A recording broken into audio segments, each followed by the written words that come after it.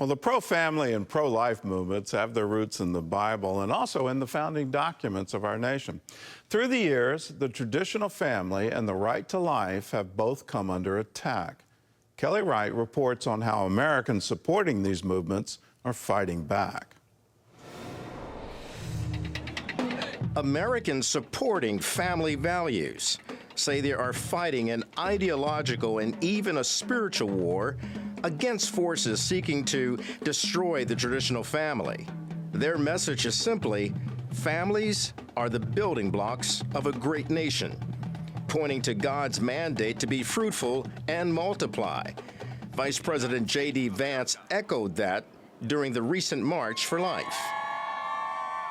I want more babies in the United States of America. I want more happy children in our country. And I want beautiful young men and women who are eager to welcome them into the world and eager to raise them. Ashley Hayek agrees. Yes, I have 5 children. I would say 6 might be my work, to be quite honest. And I'm a proud Marine wife, and I'm really grateful for my husband and all he does to support me. And, you know, I think what this says is that the left has really overplayed their hands. And when I was growing up, I was told that women should be able to shatter glass ceilings and have opportunities and have a seat at the table. Hayek is executive director of America First Works, a pro-family organization that is grateful for President Trump standing with the movement. We will work to offer a loving hand to new mothers and young families, and we will support adoption and foster care. We will protect women and vulnerable children. Some leaders, however, are concerned about the future of their movement. It has some political challenges following the Supreme Court's reversal of Roe versus Wade. Tony Perkins, president of the Family Research Council, explains. The pro-family, pro-life movement is, quite frankly, I think, trying to get its footing. All right, the Roe decision, the overturn of Roe, the Dobbs decision, you know, frankly, it's one of the things we prayed about, we worked for, but then when it came, wow, this happened. What happened is Donald Trump appointed pro-life justices, but, you know, we have to realize where the real authority comes from. It comes from heaven.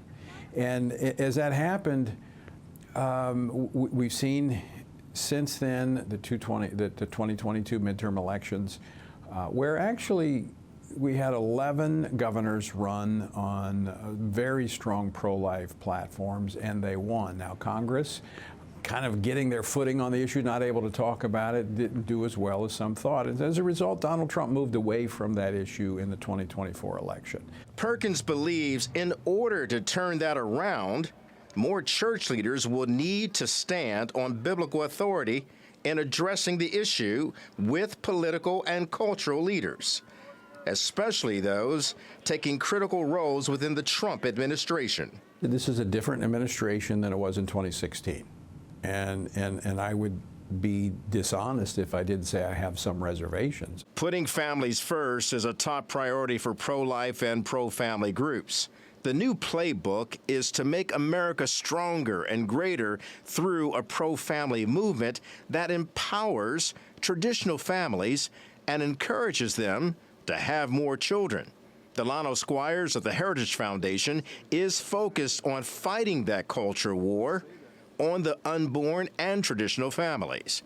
He believes that children conceived deserve to be born to mothers and fathers who will love and guide them throughout their lives. We're talking about a movement that encourages men and women to come together in holy matrimony according to, you know, a traditional and so biblical definition of what marriage is, right? One man, one woman for one lifetime, committed to one another and all the children that they raise together. And with that definition, then we can go out into the marketplace of ideas and talk about what that means. Some of that may be adjustments to the tax code, and, you know, child tax credits. Some of that may be more flexible work hours for parents. Now, it should be easier to raise a family, easier to find a good job, easier to build a home to raise that family in, easier to save up and purchase a good stroller, a crib for a nursery. We need a culture that celebrates life at all stages, one that recognizes and truly believes that the benchmark of national success is not our GDP number or our stock market, but whether people feel that they can raise thriving and healthy families in our country. The proponents of the pro-life and pro-family movement say that life is precious and priceless. And they believe that life begins at the point of conception. And with that, they add that the founding of our nation, the greatness of our nation, does not rest in government leaders, but in the homes of its people. And because of that, they say that families must be stronger to build stronger children, stronger communities, and a greater nation. At the White House, Kelly Wright, CBN News. The strength of every nation is measured by the strength of its families. Without the family unit, you don't have a future, but with it, you can have a very strong future. I've said for years that we need to have a culture that supports women and supports them in pregnancy so that women want to have children, that they view it as a tremendous blessing. And they know the people around them, the community, will come and support and help them in this and help them raise that child and have family and have community.